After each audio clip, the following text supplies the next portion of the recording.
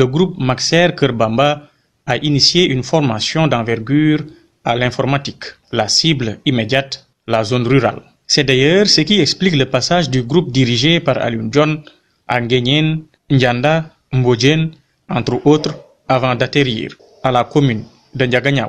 Le contenu de la formation, c'est l'initiation d'abord.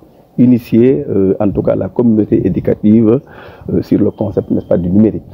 Bon, à telle enseigne que maintenant, si nous sommes au XXIe siècle, n'est-ce pas, le siècle qui parle, n'est-ce pas, de l'approche par les numériques, au moins on pourra rassurer que le personnel ou bien la couche, en tout cas sociale éducative, vraiment est très bien formée pour bien avoir maîtrisé en tout cas l'informatique, l'outil avec lequel on doit devoir vraiment faire les activités enseignement et apprentissage. Ce qui a été d'ailleurs constaté. Mais après le contexte de pandémie Covid-19, vraiment le constat était clair. Alors, qu'est-ce qu'on devrait faire? Rester chez vous. Et rester chez vous, est-ce qu'on devrait vraiment vaquer les activités? Non. Alors, quelle politique devrait maintenant élaborer pour faire fonctionner, n'est-ce pas, les activités économiques, politiques, culturelles, bon, éducatives? C'était maintenant de prendre la voie numérique digitale. Le contenu de la formation, c'est l'initiation d'abord. Initier, en tout cas, la communauté éducative sur le concept, n'est-ce pas, du numérique.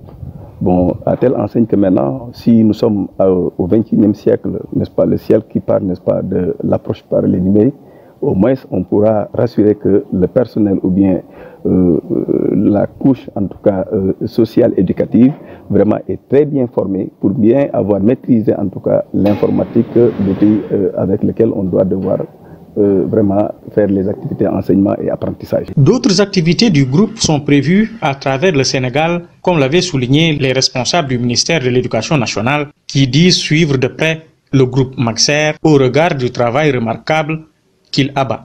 D'ailleurs, le ministère de l'Éducation nationale promet d'apporter tout son soutien au groupe. La cérémonie a été le cadre pour d'autres de dire leurs mots par rapport à cette initiative. Cette journée est destinée effectivement aux élèves et étudiants de notre commune et même les enseignants.